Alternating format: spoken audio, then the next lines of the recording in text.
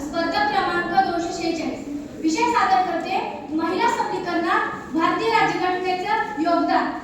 विषयाला सुरुवात करण्याआधी महिला सबलीकरण म्हणजे काय हे सांगणे मला गरजेचे वाटते।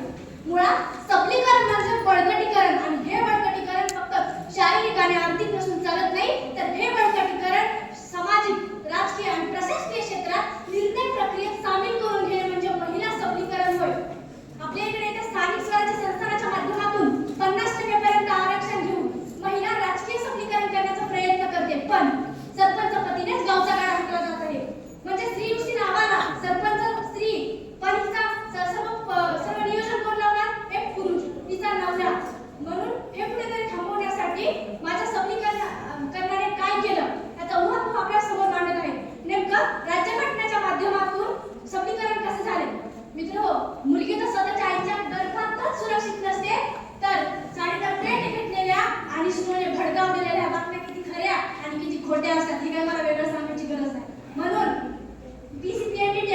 च्या माध्यमातून अगदी मुलगी आईच्या गर्भात असल्यापासूनची सुरक्षा देण्याचं काम माझ्या राज्यघटनेने केलेलं आहे।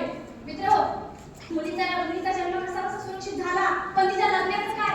या समाजाच्या तोंडावर फक्त एक प्रश्न दिसतो मुलगी बघितल्याच्या नंतर, ते म्हणजे तिचे लग्न। कसे करणार तिचं लग्न? अहो, हे लग्न बालपणीमध्ये होऊ नये हे थांबवण्यासाठी इसवी सन 1954 मध्ये एक कायदा आणण्यात आला। त्या कायद्याचं नाव बालविवाह प्रतिबंध कायदा आणि तसेच हुंडा प्रतिबंध कायदा हे आणण्यात आला। अशा वेळी शासनाच्या व्यक्तीकडून शासनाच्या मंत्रिमंडळाकडून तिचा छळ करू नये म्हणून असलेला 2005 चा कायदा म्हणजे कौटुंबिक हिंसाचार स्त्रियांच्या संरक्षणाचा कायदा हा स्त्रियांची सुरक्षा करतो। पतीने दुसरे लग्न करण्याचा निर्णय घेतला जाऊ नये म्हणून असलेला इसवी सन 1955 चा विवाह प्रतिबंधी कायदा, आणि अशा वेळेस जर पतीने दुसरे लग्न करण्याचा हे घेतला तर त्या स्त्रीला वेगळं होता यावं म्हणून असलेला इसवी सन 1955 चा घटस्फोट कायदा।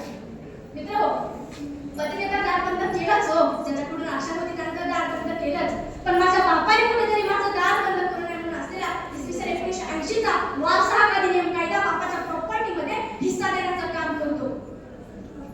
या सगळ्या गोष्टींचं आणि समाजामध्ये वावरत असताना कुठेतरी पुरुषांच्या बरोबरीने वावरता यावं म्हणून असलेला इसवी सन 1976 चा समान वेतन कायदा आणि तसेच इसवी सन 1980 चा बलात्कार विरुद्ध कायदा आणण्यात आला। या सगळ्या गोष्टींचा किडनॅपिंग सारखे प्रकार घडून येऊ नये म्हणून असलेला इसवी सन 1956 चा वेश्याव्यवसाय विरुद्ध कायदा आणि इसवी सन 1986 चा अनैतिक व्यापार प्रतिबंध कायदाही आणण्यात आला।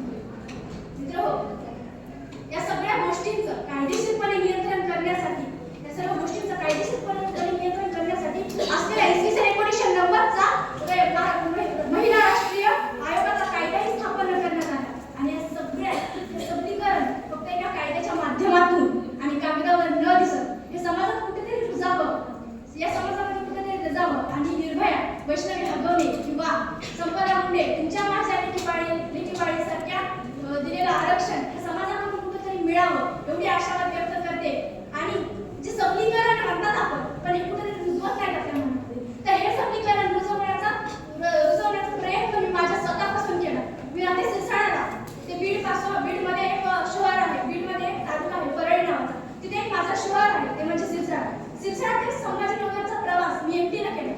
माझा बाप मला बस स्टँड पाशी सोडायला, आणि मी म्हणलं मला फक्त तीन बापाला प्रश्न विचारायचा होता। मी म्हणलं पप्पाला माझी खरंच काळजी नसेल का? पप्पाला म्हणजे खरंच मला माझ्या सुरक्षेची काही चिंता नसेल का? पप्पाला अशा कसं मला सोडून दिले एकटीला की तू जा, आता तू एकटी करू शकतो? मग मी बसमध्ये गेले, नंतर मी माझी स्क्रिप्ट उघडली आणि माझ्या पप्पाला फोन केला आणि तीन प्रश्नाचं मला उत्तर आत्ताच हवंय म्हणून सांगा, मला या 3 प्रश्नाचं उत्तर हवंय।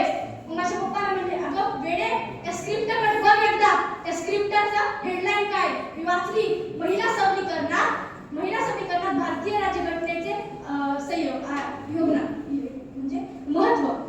मी ती स्क्रिप्टची हेडलाईन वाचली, मग मला कळालं